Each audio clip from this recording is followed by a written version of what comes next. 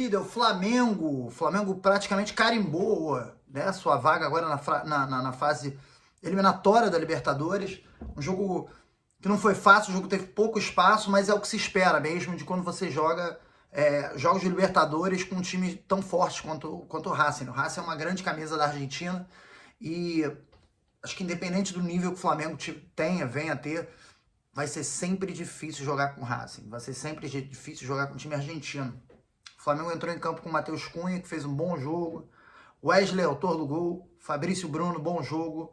Davi Luiz, a gente vai destacar depois o bom momento da defesa rubro-negra, que fez um bom jogo, um jogo consistente, um jogo que deu segurança, né, pro resto do time. Ayrton Lucas, Everton Ribeiro, Thiago Maia, Pulgar, Gerson, Arrascaeta, Pedro. O primeiro gol sai ali, jogada na linha de fundo, né? A gente precisa destacar o Pulgar também, que fase do Pulgar. Pulgar jogando muito. Wesley fazendo o seu primeiro gol pelo Flamengo. O primeiro gol sai aos 36, né? E num lance até meio esquisito, né? Porque o Racing bate um escanteio aberto na entrada da área, tipo, bola rápida, pum.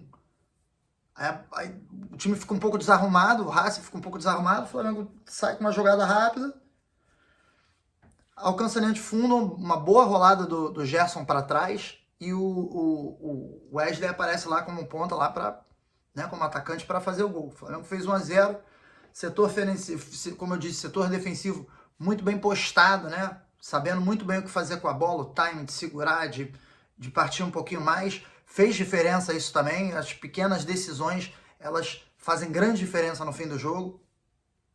No segundo tempo, o Racing achou um gol, né? Na minha opinião, achou um gol, né? Uma bola muito... Matheus Rojas fez o gol, uma bola metida no canto direito do campo e uma troca de passes, né? Como o Racing não estava jogando com um atacante fixo, até o Guerreiro entrar, o Guerreiro depois até entrou. Muita movimentação e uma batida de, acredito que muito mérito do Racing, do próprio jogador que acertou a bola, fazer uma bola difícil. Aquela bola não é uma bola fácil de acertar, né? Ainda mais um goleiro grande, que nem o Matheus Cunha. O Racing empatou, o Flamengo se viu um pouco nervoso ali, né? Ficou um pouco sem recurso, aí vieram as primeiras substituições. Eu já estava pronto aqui para falar que a substituição do Victor Hugo não era correta e ele decidiu o jogo, né? Pra você ver como é que é futebol, né? Bom, de qualquer maneira, eu acho que o Matheus França tinha que ter entrado mais cedo. Mesmo o Victor Hugo tendo sido, né, o personagem agora final, junto com Wesley, por serem garotos da base que estão estreando, fazendo gol, dando alegria agora para a torcida e sendo fundamentais num campeonato tão importante, né? Afinal, isso é Libertadores contra um time argentino. Isso é muito bom para o Flamengo, isso dá uma confiança fundamental. Mas a verdade é que daqui para frente o Flamengo vai precisar ficar ligado, né? Porque para pensar esses dois jogos aí com o Racing, o Flamengo empatou lá e ganhou aqui, né? Então, se fosse imagina que se fosse um mata-mata, vamos fingir que isso aí imaginar que vamos supor que isso é um mata-mata. Se fosse mata-mata, o Flamengo tinha até passado. Mas tinha sido muito duro, né? Teria sido muito duro. E precisa se rever isso, né? O futebol é feito de pequenas decisões o tempo todo. E como eu disse, essas pequenas decisões, elas acabam fazendo a diferença no fim do jogo. Victor Hugo, como eu disse, achei que ele foi decisivo no jogo, mas achei até que na hora que ele entrou seria mais importante o Matheus França entrar. O Matheus França que fez uma jogada maravilhosa antes do gol ali, um pouco antes. Ele também é o cara que apoia, que encosta no segundo gol, né? O segundo gol do Flamengo sai aos 76 minutos, né? Uma jogada também, dessa vez pelo lado esquerdo. A bola vem pelo meio, o Pulgar passa pela bola, o toque do Pulgar é fundamental, né? Sobra sozinho pro Victor Hugo, que também tem muita calma, desloca, dá uma chapa, caixa, 2-1 Flamengo. A partir daí o Racing também não teve muito mais coisas para fazer, ficou um jogo mais burocrático e, como eu disse, né, é importante, falei nos vídeos atrás, é importante vencer os jogos. Agora são jogos que faz diferença, o que faz a diferença é vencer, né? Não adianta fazer jogos maravilhosos.